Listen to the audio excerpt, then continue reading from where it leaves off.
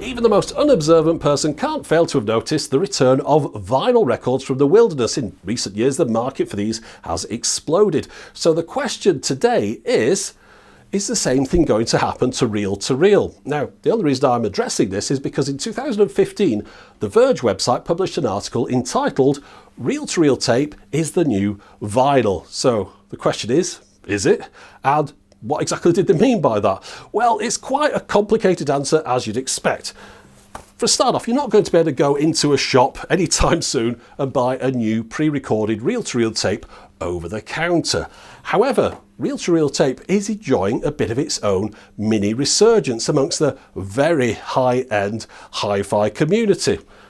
It's not on machines like this. In fact, the tapes that they're producing won't even play on this machine. So first off, I'm going to have to explain exactly why that is and the different kinds of reel-to-reel tapes and formats that came out over the years. So I best start off by just talking about the machine that I've got here. This is the Pioneer RT909, a very popular open reel recorder from the very tail end of the home consumer reel-to-reel market. Now, despite being made by the Japanese company Pioneer, it wasn't sold in Japan. They were all for export only, a lot of them making their way over to Germany, where there was still a big market for these open reel recorders, and that's where I bought this one from. It was sold there from 1979 up till 1984, at which point Pioneer discontinued their reel-to-reel range. But those last few years for reel-to-reel really were its golden era. The machines that came out during that time were some of the best models ever made. These machines were positioned as the ultimate home recorder for the enthusiast and were often able to record onto the larger 10.5-inch diameter reels of tape. Compared to the more traditional home format of 7-inch reels, of course, the 10.5-inch reel size meant you could either record for longer or record for the same amount of time, but at a higher speed, which would give you better quality. Now, of course, these machines will play back those 7-inch reels and record onto them as well, but it wasn't as important as it had been, because at this point in the 1970s, not many people were buying the pre-recorded albums that came on those 7-inch reels anymore. Now, before I bought my Pioneer, I was using this Akai GX625, and in many ways I prefer the way this machine looks over the Pioneer with its analog VU meters and its light-up buttons. But there was a reason why I changed machines. It was because this one only plays in one direction. Now, to demonstrate why that was a hassle, I'll show you with this machine, even though it does play in both directions. So pretend it doesn't for the moment. So what would happen is, once you've played side A of your tape, the tape comes off like this. You then have to get the spool with the tape on, move it onto the other reel, flip the empty reel over, spool the tape back onto the empty reel again, and press play to play the other side of the album, which is usually somewhere in about 20 odd minutes or so. Now, the way that RT909 and other two-way play decks work is, once you get to the end of side A, you hear it fade out, quickly get up from your chair, before it unspools, press stop and then press play to play it back in the other direction. But this one goes a little bit further than that because it's got auto reverse, so no need to jump up from your chair. All you need to do is, at the end of side A, add a piece of this adhesive foil. That will activate a sensor inside the machine, which will make the tape run back in the other direction. So you'll see it go through here, activate the sensor, it pauses for a second and then starts playing the tape back on side B, and of course spooling it back onto the original reel again. Now, as a format, open reel or reel-to-reel tape is quite unusual because, despite the fact the home machines use the same 1/4-inch wide tape throughout, the quality over the years declined. The 1980s releases, the ones right at the end of the format, will sound worse than those from the 1960s, and it's more than likely that those ones will sound worse than the ones from the 1950s. And to explain why, we'll have to go back to the beginning, then work our way forwards. Right, so if we start with the simplest version, we've got a mono tape here. We've got a single tape head underneath it, the tape's moving from left to right, and the audio is being recorded across the whole width of the tape. But that means using quite a lot of tape up, and tape was expensive. So to use half the amount, or be able to record twice as much on the same amount, what you do is you put a half-width head in there. So now you're recording on one half of the tape, you get to the end, you flip it over, you record on the other half. So you're getting twice as much on the tape. However, your recording quality is being reduced as well because you're now only using half that width. But if you want to create a stereo version, what you do is you use the same head that you were using for that system. You have one way up, one the other way up, and you've now got yourself stereo. The only problem is those heads are next to each other, so the audio is reaching each head at a different time, so there's a slight delay between them. These are known as staggered heads, and this was the first stereo tape system for the home. And staggered head tapes had to delay the audio between the left and right channels so that they sounded right when they went across the heads. But shortly afterwards they developed a 2-track tape head, which meant you could now have the audio in sync. But what it also meant was that this system was incompatible with the other one. These are known as inline heads. So for a while, tapes had to specify on the front whether they were for inline stereo or staggered stereo. So you think this is the ideal. We've got a nice simple 2-track stereo system. It sounds excellent as well. The only problem is that it's expensive because it's using twice the amount of tape as a mono album would do. So within a very short period of time, they introduced 4-track, which is the format that my machine plays, but by introducing this we can now play the tape in either direction, use half the amount of tape that we were using for the 2-track system, but again, of course, you'll have noticed we've reduced the width of the tracks. This isn't going to sound as good as the previous system, but it's all about cost because reel-to-reel tapes were very expensive, and all the time they were out, they were always competing with the much cheaper vinyl records. But before I get to that, for completion's sake, I just want to mention that the playhead in my machine, which has 2-way play, would look like this. We've got 4 individual heads. 2 would be activated when the tape moves in one direction, and then 2 when it moves back in the other. Of course, once you've got a tape head like that with 4 individual channels on it, you can have quad, and indeed there were some quad tapes and quad machines to play on them for a brief period of time, and those used the 4 individual channels at the same time for front left and right and rear left and right. But we'll move away from that. We'll go back to 1956. Now, this is just 2 years after the launch of the first home stereo reel-to-reel machines in the US, but of course those were really for very early adopters with very deep pockets, some of whom will have got burned by getting the staggered tape head stereo systems because now we've moved on to the stacked or inline ones. But things are starting to settle down, get a bit more momentum now. There's a few more companies coming into the market and people are starting to buy stereo reel-to-reel for the home, and this is the first chance that many people got to listen to stereo systems within their own house. Now, it took the major record labels a little while longer to embrace the format, but this is from Capitol. This is their very first stereo tape, 2-channel, 7.5 inches per second for inline heads. This is the introduction to stereo, a demo tape really.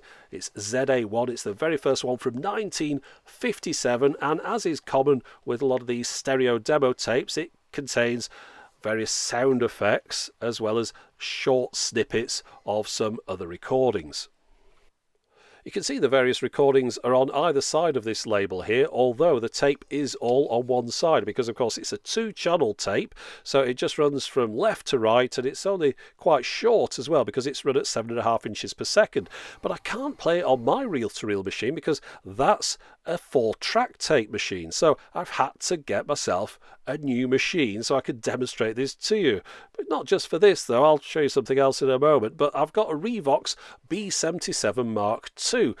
Now, the Revox B77 and the Mark II were a range of really quite high-end semi-pro machines. As you can see here, this one costs $1,799, around about 1980-81, whereas my Pioneer cost $895 in 1979, so quite a bit more expensive.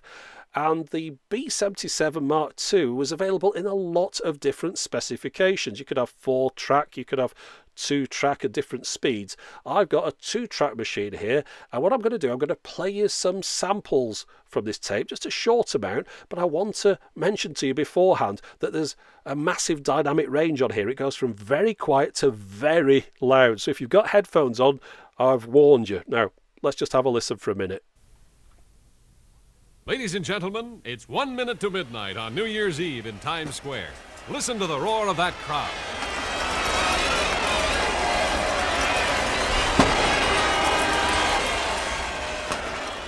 But listen to it now in stereo.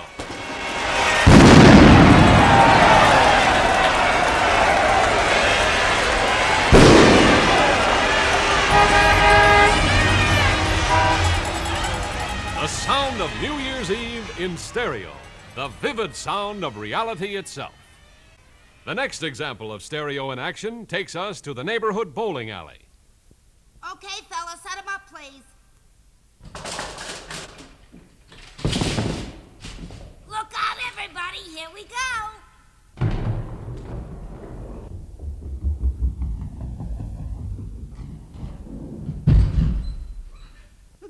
Well, looks like I can handle those tricky gutter shots all right. Next time I'm gonna aim for the pins. There's no doubt about it. Stereo is the sound of reality. Whether it's the sound of a strike being scored or a huge diesel locomotive getting ready to move out of the yards.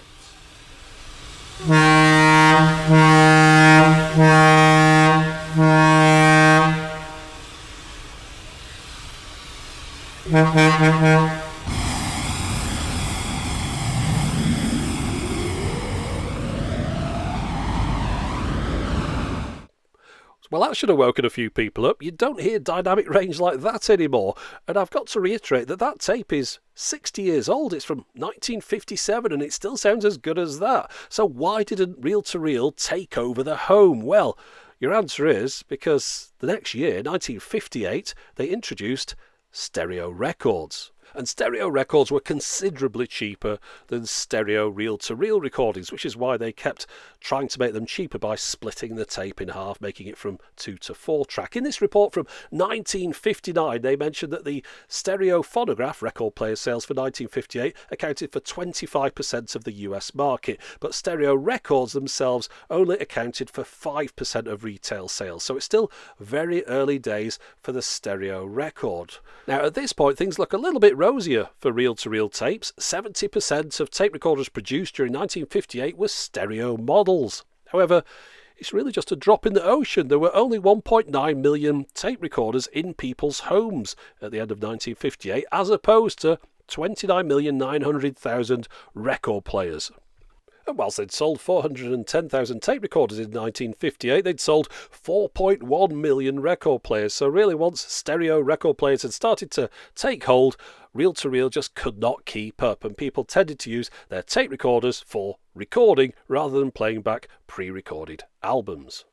One incentive, though, for people to continue buying their pre-recorded albums on reel-to-reel tapes was that when they sound good, they sound really good. The only problem is that those good sounding tapes got fewer and fewer as time went on. Not only had we gone from 2-track to 4-track, but by the time the 80s rolled around, this had happened. So what's happened here is, to further reduce the cost of producing reel-to-reel tapes, they've tried to get rid of as much tape as possible. If I go back to this album here from the 1970s, just look how much tape's in there, and then compare that to this one, which admittedly is from the very tail end of the releases. You usually had to send off for tapes in the 80s, but you can see it's using half the amount. Now, it's quite hard to see on that reel, so if I get another clear reel, this one is from the 1960s, you can see twice the amount of tape on the one on the left as on the right. And the reason is because Lionel Richie, despite the fact he says he can't slow down, he has done, he's running at 3 3/4 inches per second, which is half the speed of this tape here, which is running at 7.5 inches per second.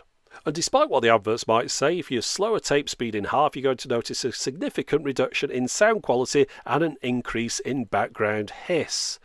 So those first tapes that came out in the 1950s, those were running at 7.5 inches per second. Getting to the 1960s, we moved across to 4-track tapes, and you're going to see a variety of 7.5 and 3 3/4. Getting to the 1970s, your 7.5 tapes are getting rarer, and by the time you get towards the end of the 70s and into the 80s, you're only really going to see 3 3/4 inch per second tapes for sale. And nowadays it's those higher speed tapes, the 7.5 inch per second version, which are the ones favoured by collectors. Quite often they will pay a significant premium for them. They'll pay double the price for double the speed. But 4-track open reel tape really is now just a collector's market. The last releases that came out on the format were only available mail order in the US from Columbia House, and they were discontinued in the mid-1980s. However, that's not the end of the story, because in recent years a number of companies have started offering new pre-recorded open reel tapes again. But these are nothing like my 4-track tapes from the 60s and 70s. They're even better than the 2-track tapes from the 1950s. They're more like studio masters, because these tapes are running at 15 inches per second, so an album is spread across two 10.5-inch reels. Arguably the most famous name behind these tapes is an organisation that calls itself the Tape Project, and it's advisable, if you want to know more about these, to go onto their website, because there's a wealth of knowledge on there about the tapes themselves, but also the machines that they recommend you play them back on. Now, ideally you'd use a professional machine out of a recording studio, but if you must, you can slum it with a prosumer machine, but they recommend replacing a lot of the mechanical components, just using the machine to drive the reels and taking the audio itself off the tape head and putting it into a separate preamp. You can spend a lot of money on this. But if you prefer to go for a more ready-made solution, head over to United Home Audio and they will sell you one of their heavily modified Tascam machines. Now, these things apparently win all sorts of awards every time they show up at a high-end hi-fi show. But then again, perhaps they should do, because the more expensive of the range is $22,000 and the cheapest one they sell is $6,500. But notice there, they've sold out for 2017. There's actually a waiting list for these. But once you've got your machine, you'll want something to play on it, so why not get the album Willie and the Poor Boys from Creedence Clearwater Revival, yours for just $450 US, and that price isn't out there. It's kind of average for one of these sets. These are in euros, and as you can see, the 2 reel sets are up to €445. Now, you might be asking, why do they cost so much? Well, to buy 2 blank tapes isn't cheap, as you can see here, but then after that, the whole process of recording them is very time consuming, and they're going back to the original master tapes in many cases as well. Let me explain how it works. Well, a recording studio in the 1960s or 70s, once they finished making an album, would run off a number of production master tapes. Now, there'd only be a small number of these, but these companies selling these reels claim to have got hold of one of these master tapes and then are running one-to-one duplicate copies of them at real time, and those are the tapes that they're selling on to you. Now, one of the companies says that they run off 8 at a time, but even at that number, you can only run off a certain number before you start wearing out that master tape. Now, some of these websites are a little bit vague. It's possible that they're creating another tape in the middle. They're making 8 of the black one, and then from that they're running another 8 off each time to make a duplicate, therefore not going back to that original master and wearing it out. But I asked them this question and they haven't got back to me. However, another way of doing it is just to make a digital copy of the original master tape, and then you can run off as many as you want without wearing out that original tape. Now, digital is almost a swear word in these circles, so I've noticed a number of these websites trying to avoid it, but I've got a feeling Analogy Records is using a digital master. They say they create an original master directly from their multi-track recording system. That sounds like a digital system to me nowadays. Now, I'm not against the idea of using a digital master, far from it. It makes more sense to me than making a copy off a copy off a copy or wearing out a master tape. Once you get that master tape duplicated, you can then make perfect copies. In fact, in a recent issue of What Hi-Fi magazine, there was an article about remastering the Brian Eno albums, and for that they captured the original master tapes in high-res digital at 192 kHz 24-bit, and then did some repairs on them to remove sibilant S's and some clicks that have been created by a damaged tape machine, before then using that digital master to create other versions of the album.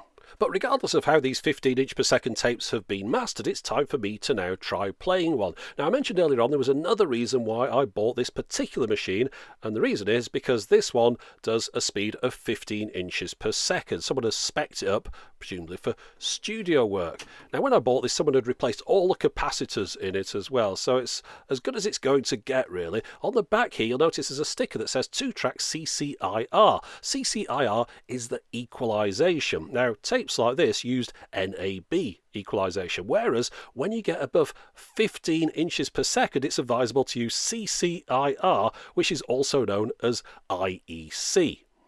Now, because NAB is a much more common standard, on the Tape Project's website they explain why they're using IEC equalization. It goes into quite a bit of detail there, but suffice it to say you need a machine with the right equalization to match the tapes, or at least buy the tape that can match the equalization on your machine. So fortunately mine does CCIR. So when I went to choose a tape, I chose the option to have CCIR equalization. Now, for rather obvious reasons, rather than buying a full $450 dual tape album from the Tape Project, instead I went over to Analogy Records and got hold of their 15-inch per second sampler tape for a mere €115. So this sampler tape contains a number of different artists. These are artists that are released on Analogy Records' own label. They do the recording of them as well, and they've combined them all together here on one reel, just to give a feeling for how good these tapes really are. Now, this is a tails out tape. Now, that means that the tape has to be rewound before it can be played. So you put it on the right-hand reel on your machine and wind it onto the left one so that you play it, and by the time you're finished, it ends up back on the original reel again. Now, I'll play you a tiny snippet of this tape, although it's all a bit academic really, because of course you're listening to a stream digital file, and the whole idea of this thing is that it's the best analog source possible. However, I'm going to play you a little bit out of the first two tracks that you see on this card. All around the mesmerizing, shining symphony of colors innocently descending upon me.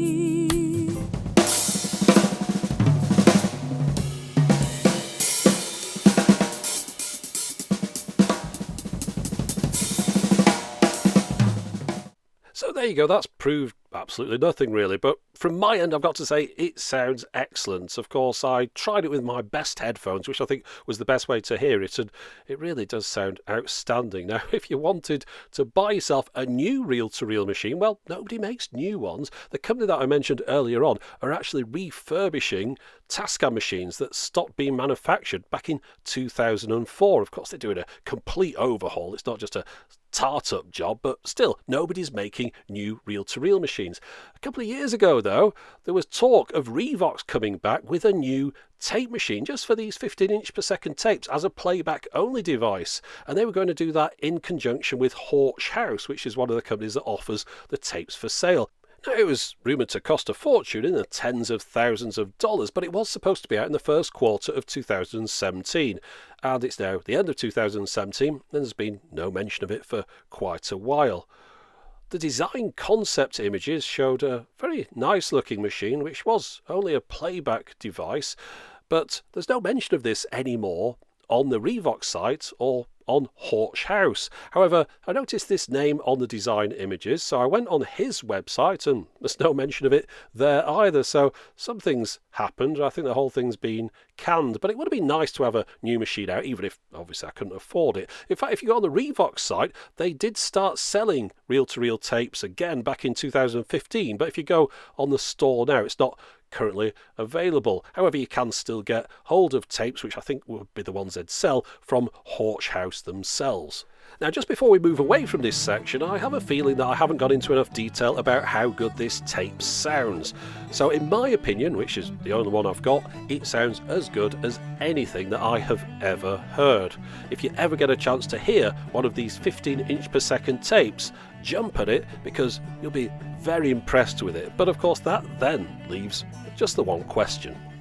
So the big question is, am I going to replace this machine with my 2-track 15-inch per second reel-to-reel so I can listen to these very expensive tapes? And the answer is no, one's enough for me. It's just something I wanted to try. It's a little bit like one of those track days, red letter day type things, where you just try something out and then you go, yeah, that was good, and then come back home again afterwards. I mean, yeah, it's brilliant. They sound excellent, these. I think a lot of that, though, is down to the recordings and the mastering and things. Of course, you can have a terrible sounding reel-to-reel tape and a good one, same way as you can with a record. And with these, of course, they've done everything they can to make them sound good. And I think the kind of music that they're playing on these lends itself after the format as well, you know, that kind of acoustic type stuff. I reckon if you got a current pop record, for example, and put that on one of these, it wouldn't sound any different than it does on an MP3 player. So yeah, interesting to try out, but really if I was going down this route, it's getting a expensive new machine rather than that old thing that I've got there.